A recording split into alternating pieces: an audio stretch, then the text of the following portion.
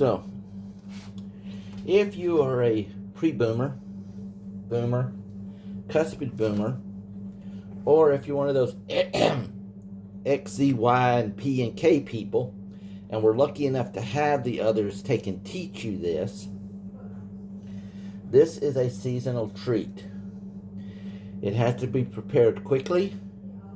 It has to be prepared not so precisely, because it's grandmother measurements, but it must be served immediately.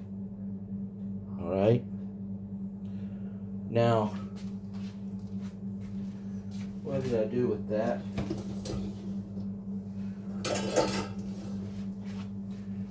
To do this, depending on how much you're making, you're going to need 2 bowls, a mixing spoon. This is to separate your ingredients to put it in. You don't want to use a spoon or anything that can compress your ingredient.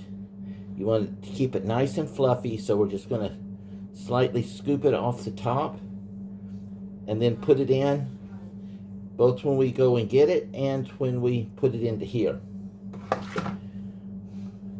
Now for you vegetarians, vegans, or whatever, who does not have the honor of knowing what this tastes like, whole milk, real milk, you can use almond milk or whatever.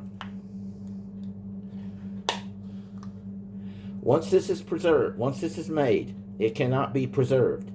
You cannot refrigerate it, you cannot freeze it, nada. If you have the proper machine, you might be able to reconstitute it, but that's about as close as you get. And it's really not going to be the same. So we're going to put our measurement of milk in.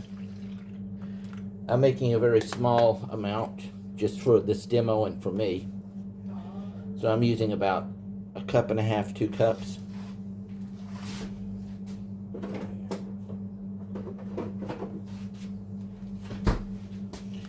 You can use whatever that you want for sweetener. I'm using vanilla sugar.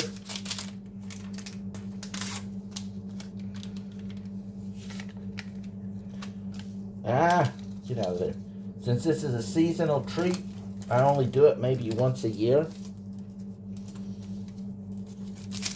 I'm going to double stack my sugar. Good old vanilla sugar. My hands just do not want to work today. This is the problem when you have hands that does not want to do the job.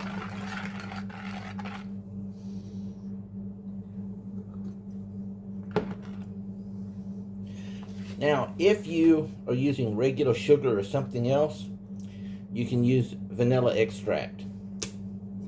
I like a little extra vanilla extract in mine.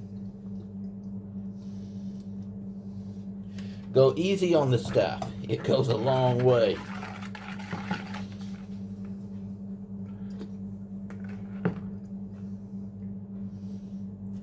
Good old grandmother test measurements. Take a spoon, see what it tastes like. There we go. That should be more than enough.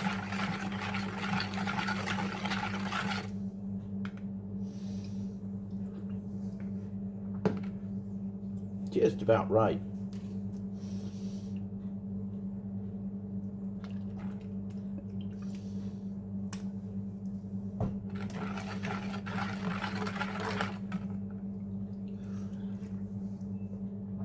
Yep, there we go. I like a good vanilla flavor to it. And the vanilla sugar, this stuff is expensive. So with the vanilla sugar, I don't have to use as much.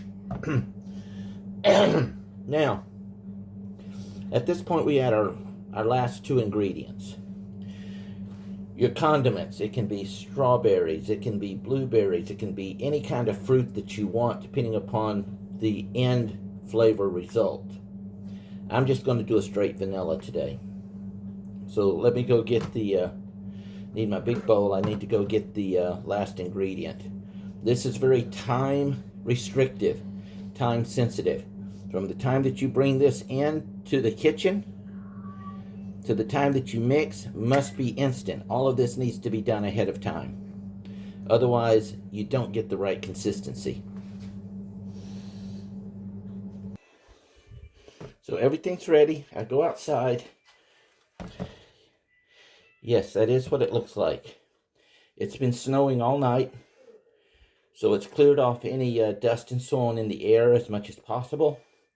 This comes right off the top. And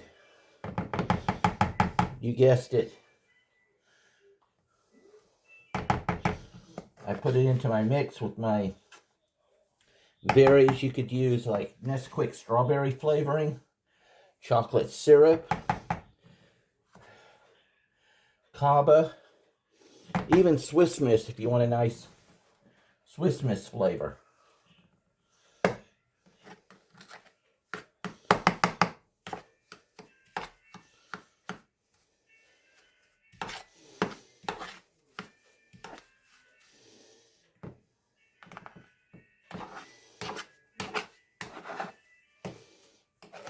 If you compact this,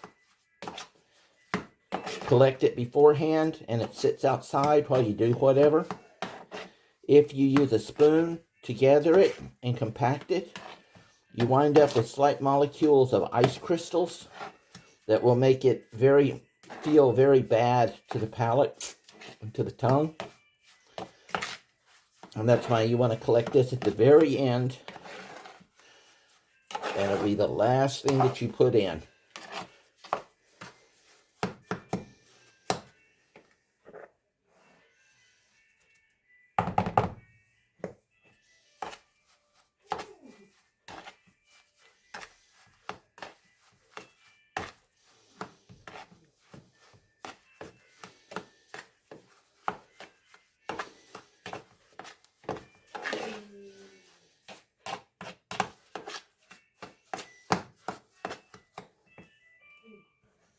You're using the natural elements to do your freezing and everything.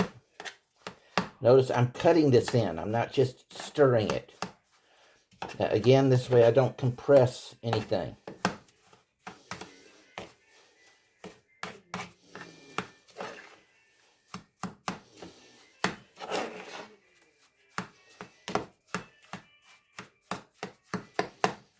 And there you go. Snow ice cream. Bon appetit.